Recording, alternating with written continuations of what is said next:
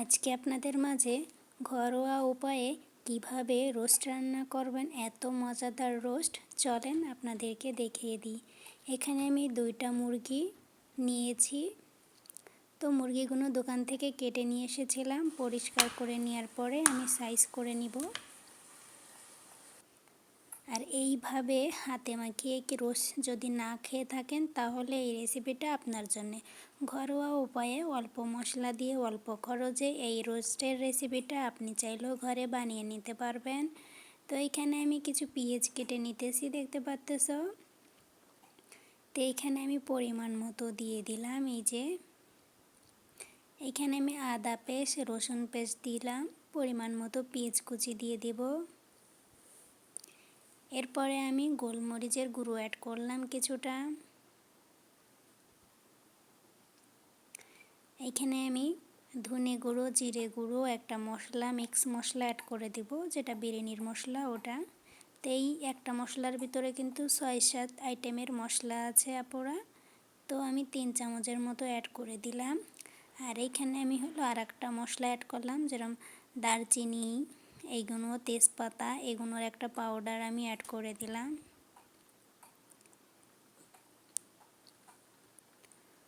এরপরে আমি পরিমাণ মতন টক দই অ্যাড করে দিব।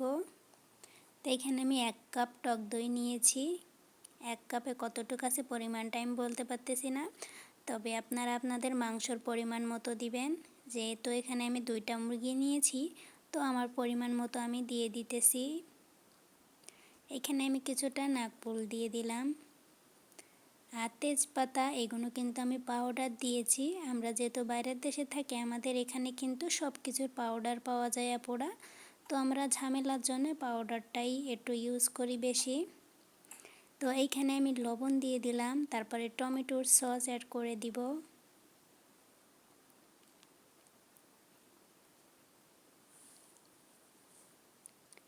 তো সব কিছু দেওয়ার পরে আমি দিয়ে দিব তেল, পরিমাণ মতন তেল দিয়ে দিব।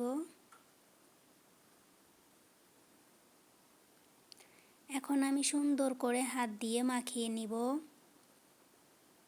অবশ্যই একটু সময় নিয়ে সুন্দর করে মাখিয়ে নিবা।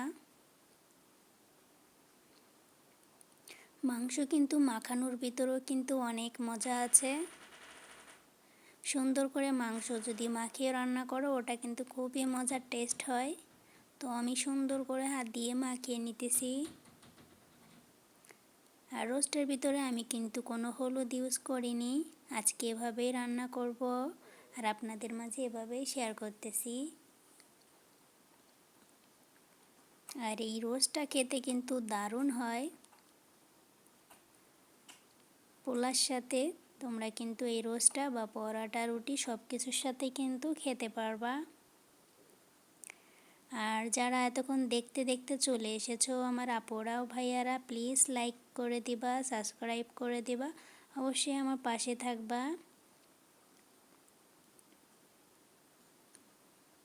তো এখন আমি চুলোর পরে দিয়ে দিব। সুন্দর করে একটু মিক্স করে নিতেছি আমি।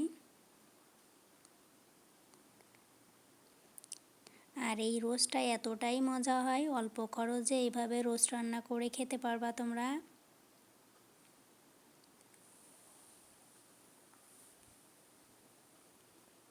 তো এই যে আমি কিছুক্ষণ ঢেকে রেখেছিলাম, তো ঢাকনাটা খুলে একটু নাড়া দিয়ে দিব যাতে না লেগে যায়। আর এই রেসিপিটা ভালো লাগলে তোমার কাছের আত্মীয় স্বজনের কাছে শেয়ার করে দিও, যাতে তারাও এই মজাদার রেসিপিটা বানিয়ে খেতে পারে।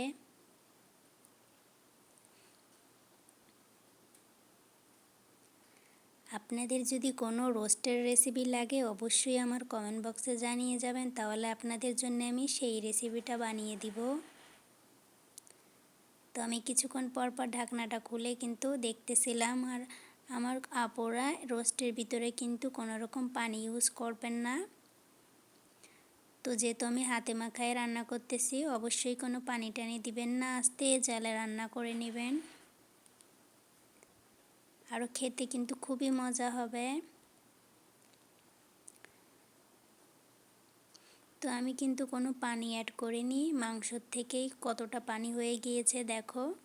আর রোস্টে তো যেহেতু পানি রাখতে হয় না, তো এটা আমার আরও কিছু সময় রান্না করে নিলে কিন্তু এটা রেডি হয়ে যাবে।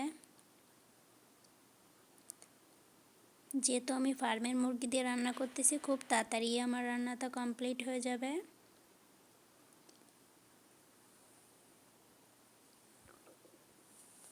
তুমি হাসো কেন?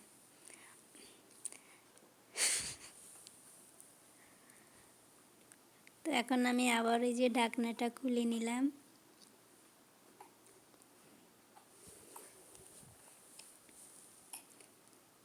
একটু নাড়া দিয়ে দিতেছি। এখন কিন্তু আমার রোস্টটা হয়ে গিয়েছে।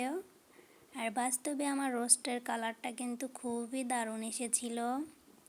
ফোনের ভিতর কিন্তু আসল কালারটা খুবই কমই দেখা যায়।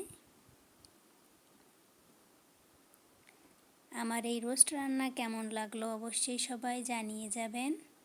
আর আপনাদের সাথে কথা বলতে বলতে আমার রোস্ট রান্না করা হয়ে গেল। তো আজকের মতো চলে গেলাম, ইনশাআল্লাহ আবারও দেখা হবে নতুন কোনো রেসিপি নিয়ে। ততক্ষণ সবাই ভালো থাকবেন, বাই।